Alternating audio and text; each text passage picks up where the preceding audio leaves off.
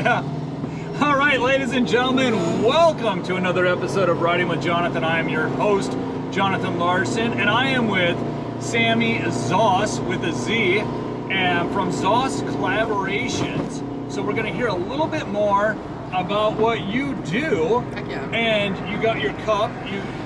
We hooked you up with a cup around this, and instead of pouring it in there, you just set it in there. So that works.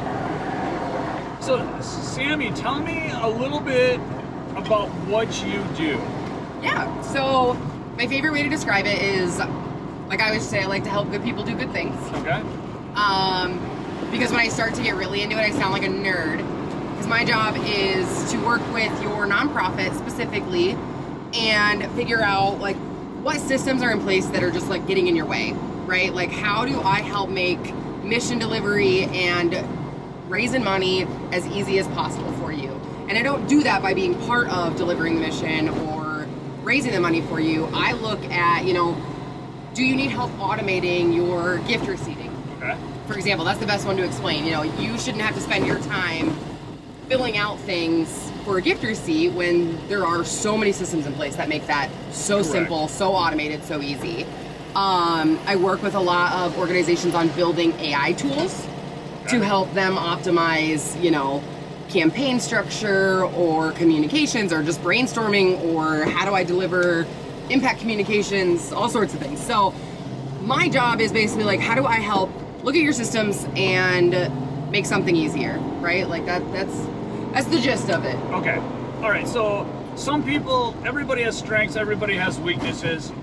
So what you're looking for is helping people to be able to just use their strengths, and then where they're a little bit weaker, then you can come in and help them automate that or find a system in which they can alleviate some of that work in a sense. Yeah, 100%. Or like a lot of times I'll get a call, like an organization is getting bigger and they need to put in a CRM or a database. Okay. Like Okay. I'll help them through that process.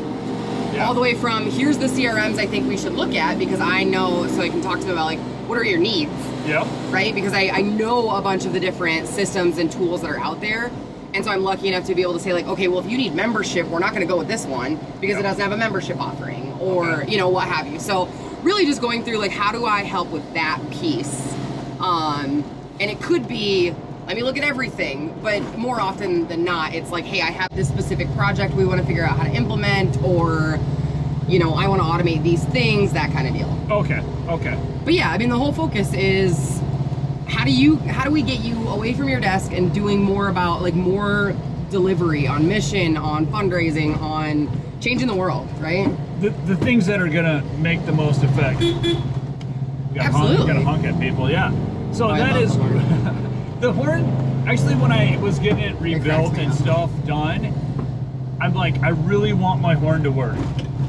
More than I want to be able to drive it more than 50 miles at a time without it breaking Fair. down. I want the horn to work. And he's like, okay. So Can you change the sound of the horn though? Like I feel like we need it to be like some sort of like you're an auctioneer.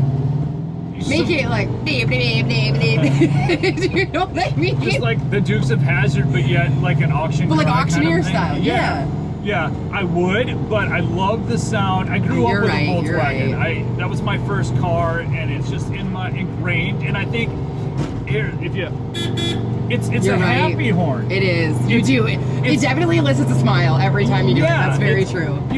In other countries they honk all the time, but in America, when you get honked at, it almost seems a little aggressive. Yeah. Yep. And I think with the Volkswagen, it's more of a happy, like, hey, Excuse me. yeah, I'm just saying hello, like, excuse me, kind of a thing. So, oh man, I had a good question for you, Sorry. and then I didn't.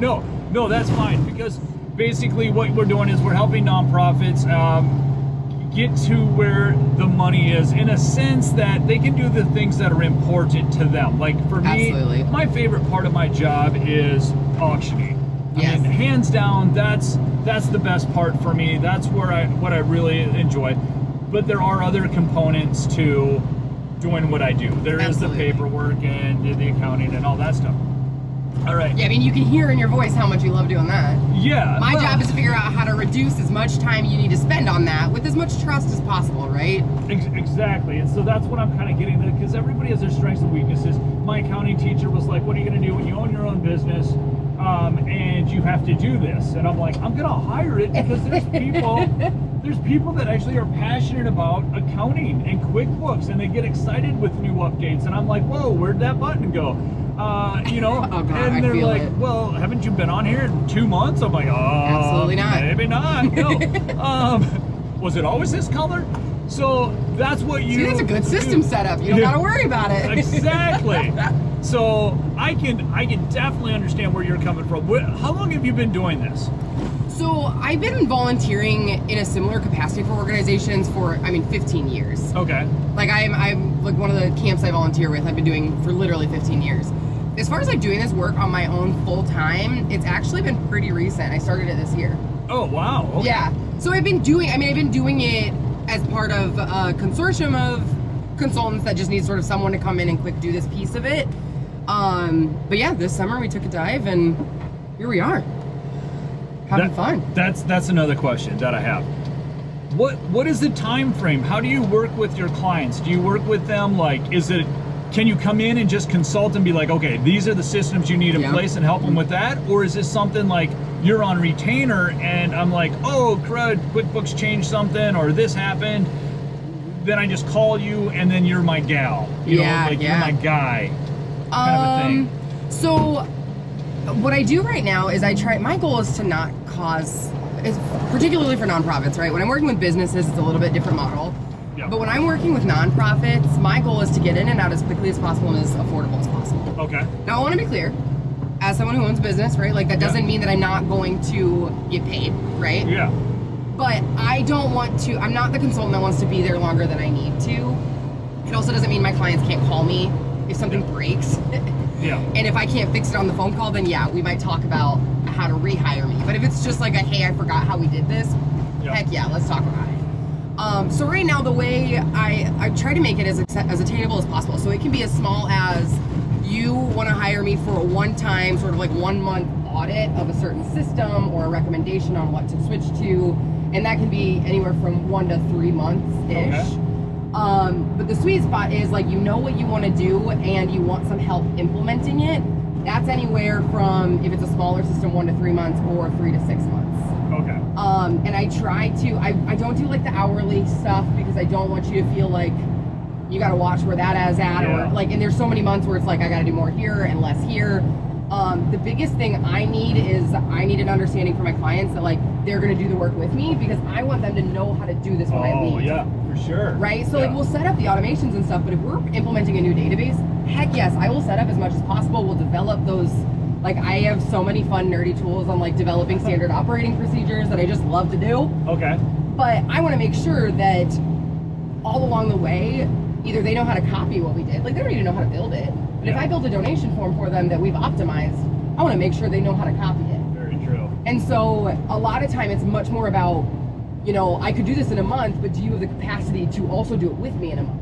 If not, how do we do that? Yeah. Because ultimately this does make, it gives them more time. But the problem is if they don't learn it with me, it takes just as much time to learn it in the front end, right? Like, so there is a little bit of like, hey, you've got to put some skin in this, but it's going to make it so much easier. So I try to do it as fast as we can. And like I said, as affordable as possible. Yeah, but it's cheaper or less expensive than hiring somebody else onto the team. Like some of these organizations, they're like, we can't hire somebody to do this, but we do need the help. You're like a temporary worker that's not going to be upset when your time is up and they don't continue on with you because you're coming in to do a specific thing for them. Absolutely. And to help them out. And I will do, there's an organization I work with right now almost more like in a fractional capacity. Yeah. So like every week I go in and I check and make sure the automations are working. I make sure that there's a list of sort of like, can we do this with this software that I go through every week? And there's a few other sort of just daily tasks that we sort of agreed I'll take on for them. So they don't have to hire somebody. So I'm almost like a quarter-time worker in that perspective. Do we know who that was? No, I don't know who that was. But they were really excited to see us. They were very excited to see. Well, obviously. Naturally. I'd be pretty pumped to see us driving down the road too. I know. And so you got that. So what it is it's customizable. Yes. So you have a set thing, but if there's a client out there and they're like, hey, this is what we're looking for, your services are all customizable. Oh, for sure. Is what it is. I mean, well, because no one's the same, right? Like, exactly. And all nonprofits are delivering in a different way. They've got different experiences. I mean, I'm lucky that I come from a systems-focused background in nonprofit where I got to focus in this area. We built stewardship plans based on giving and capacity and all this stuff. So I'm lucky that was my expertise. But I'm here to help those two social workers that are like trying to change the world focus on changing the world. Yeah. Like, you change the world, I'll make sure that the IRS isn't coming after you and like your donors are feeling taken care of. That's very important. It's so fun. And so it's kind of a new concept, but it's not a new concept. It's new for you, but it's like it's been around that this is more of the norm. Yeah. Instead of hiring a full-time person or something like that, just get somebody that can get the job done. Mm-hmm. And then it kind of fills that void. All right. So what else would you like to add to it? Yeah, I would say as much as the offering I have is that yes, you can save money on some staffing and certainly all of the time it takes to research some of this stuff because I've already got a lot of that. I do want to be clear, you do need, like, if you need somebody, you need somebody, right? Yeah. So if you need to hire somebody, I'm always advocating like people first, absolutely. But there are so many of those like new to nonprofits that are like, I don't need a full person, I just need to get this piece started, or I just need to be able to do this. That's where like I can really come in and be helpful. And I'll tell you if you need a person, right? Like, I am not going to advocate to go against hiring more people because I think more people delivering your mission is better. But yeah, what I would say is make sure that your systems are working for you and utilize them to the best of their ability, because there's so many people that have systems that they're just not using them all the way.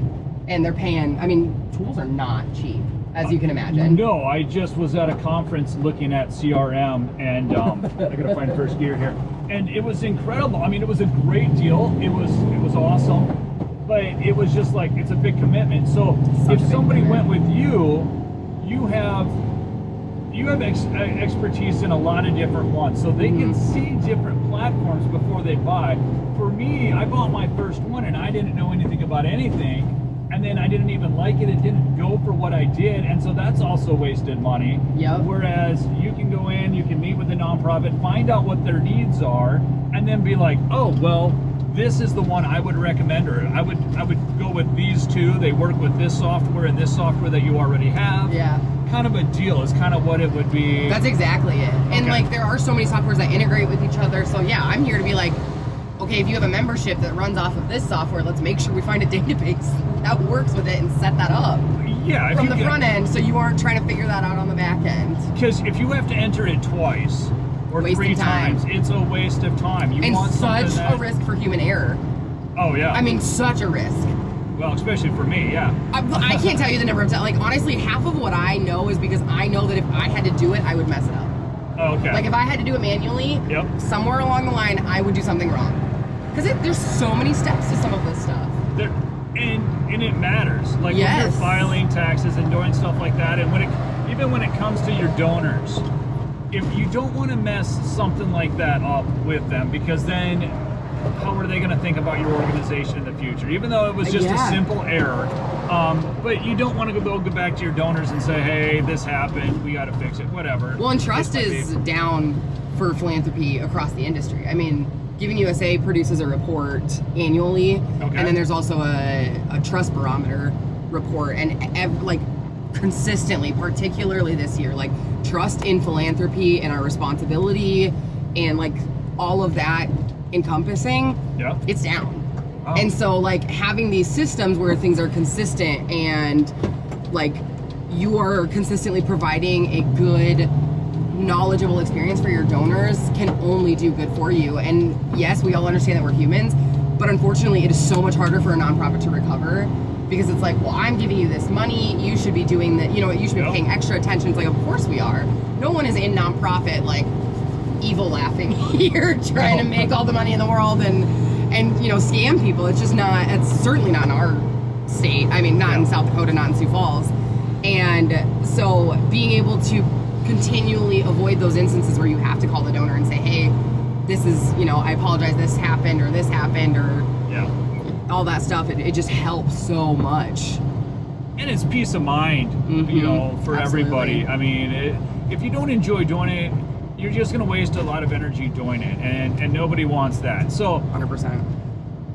one question I ask everybody is, if you didn't need money at all, what would you do? What do you think you would do if you could say, hey, you don't need money anymore? What's the one thing you think Like you for would a living? do? For a living? Well, yeah. What would you fill your time with? Because you're independently wealthy. What a dream. Yeah. It's a hypothetical, by the way. Okay, so the way I used to answer this question, I knew immediately what I would have said. And I don't know if it's completely changed. I love to dance. I'm not very good at it. It is not that, but I would literally dance for the rest of my life if I could. Because I just love music and movement, and I think they're all wonderful and bring a lot of great things. What kind of, like, is there a certain A discipline? specific type? I mean, you will not see me doing ballet. Okay. But for those that are familiar with dance, I mean, like some of your, obviously I love the like hip hop dancing and things like that. I used to be really into it when I was a teenager. I have no idea if I'm into it anymore. But like your contemporary, I think just learning movement with your body and like expressing through music and emotion and movement like that. Hello. I just love that. I love feeling like that, sort of that flow. I will say, I feel very blessed that I have a lot of free time right now with doing my own business. That I actually spend a lot of it volunteering. Okay. Which sounds like the most like kitschy thing to say on a ride with Jonathan, I'm sure. But like I've had a lot of fun. I've been volunteering here locally with a couple organizations. I've been volunteering with this camp for 15 years, and I have found that in my free time, I've actually just turned out some of that volunteering. And that's great. It's super fun. Yeah, and that's what it's about. It's just finding like, what would you do? That's how this kind of came about. Yeah. Like, for sure. What do I want to do? Well, I want to interview people, and I kind of want to have fun with it in a way, and that's how we came up with this. Do it in an old Volkswagen. And I love it so much. That's what we do, and we just drive around and people wave at us, and we honk. We honk our happy horn. We need to get you like a happy sticker. I know. Like a smile, you know what I mean? I should get one on there and be like, hey, funny. press here for the happy horn. Sure. But it is something that brings smiles to people's face. So, all right, this is Sami Zoss from Zoss Collaborations, and I'll have all her info below as well of how you can reach out to her and learn more about it. But Sami, I appreciate you. Oh, here's some guys. Hi guys. Hey. Hey. We go around this corner all the time, and these guys are there. Yeah. and they're like my biggest fans. They are. But they don't even know what I am, but they're always happy to see me. So that's so fun. This has been great, Sami. Thank you so much. Thank you for using the cup and advertising and putting your drink in there. I think that's awesome for you. Oh, I love it. But we will see you guys on the next one. Thanks a lot. Thanks so much.